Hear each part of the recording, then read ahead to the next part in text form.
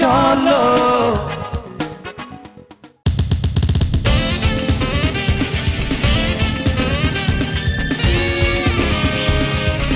আজকের নারী এগিয়ে চলো, এই স্লোগানকে সামনে রেখে প্রাণ গত 14 বছর ধরে আয়োজন করে যাচ্ছে জাতীয় প্রাণ আচার কম্পিটিশন। তারই ধারাবাহিকতায় কিছুক্ষণের মধ্যেই শুরু হতে যাচ্ছে 15তম প্রাণ জাতীয় আচার প্রতিযোগিতার বিচার কাজ।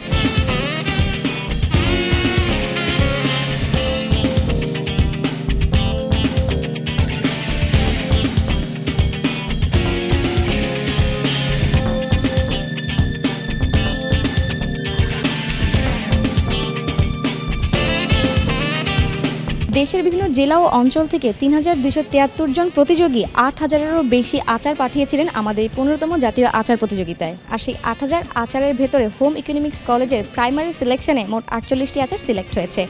টক, ঝাল, মিষ্টি ও মিক্স বিভাগে মোট 12টি করে আচারও সিলেক্ট হয়েছে। প্রত্যেকটি বিভাগ থেকে 3টি করে মোট 12টি, আর বর্ষসেরা হবে 1টি আচার। মোট 13টি আচারের এই বিচারের গুরু দায়িত্ব পড়েছে আমাদের আজকের বিচারকদের কাছে। চলুন দেখে আসি কেমন করছে তারা এই আচারের বিচার কাজ।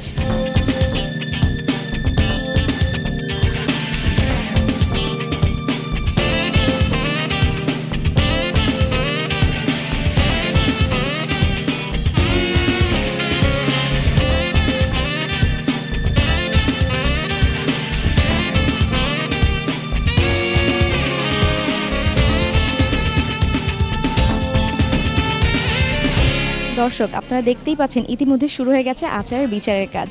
আমাদের সাথে যারা আজকে আছেন তারা হচ্ছেন অভিনেত্রী শর্মিলী আহমেদ, উপাধ্যক্ষ নিশাত পারভিন, অভিনেত্রী রোজি সেলিম, অভিনেত্রী দীপা খন্দকার, রন্ধনশিল্পী মনিরা সুলতানা, অভিনেত্রী ও রূপ বিশেষজ্ঞ শারমিন শিলা, সংবাদ উপস্থাপিকা ফারহানা নিশো এবং কণ্ঠশিল্পী Fatematuz Zohra, RFL home maker of the ইয়ারের শারমিন তাবাসসুম এবং আমাদের সাথে আছেন বাংলাদেশ জাতীয় হ্যান্ডবল দলের অধিনায়ক তৃপ্তি। চলুন কথা বলে নিই তাদের সাথে।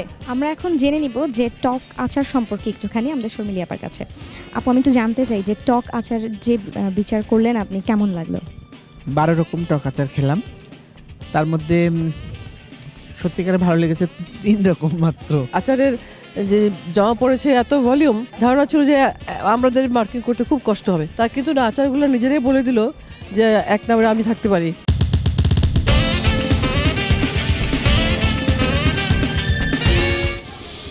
দর্শক, এই মুহূর্তে চলছে ঝাল আচারের প্রতিযোগিতা বা ঝাল আচারের বিচার কাজ। প্রচন্ড ঝাল আমি একটা আচার পেয়েছি এখানে, সম্ভবত বোম্বাই মরিচের একটা ঝালটা হবে। তবে আমাদের বোনেরা এবং মায়েরা খুব বৈচিত্র্য আনার চেষ্টা করছে, এটা নিঃসন্দেহে বলা যায়। আমার যেটা মনে হয় কি, দিনের শেষে এটা একটা কম্পিটিশন, তো রাইট।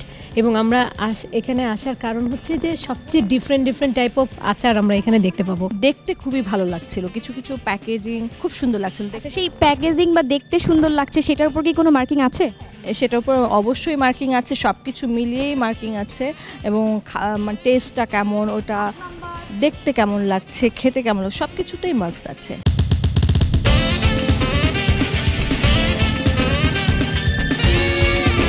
এই মুহূর্তে যেই প্রতিযোগিতার বিচার চলছে সেটি হচ্ছে মিষ্টি আচারের। সবচেয়ে বেশি খারাপ লাগছে হলো আচারগুলি কি করে অনেকদিন রাখা যাবে সেই চিন্তাটা করে কেউ আচারটা বানায়নি। টক ঝাল আচার খাওয়ার পরে মিষ্টি আচারটা আমার কাছে খুব ভালো লাগছে। মোটামুটি সবগুলো মিষ্টি আচারই মোটামুটি ভালো। মিষ্টি আচার আমরা এই পর্যন্ত 4টা খেয়েছি, তো অনেক ভালো লাগতেছে।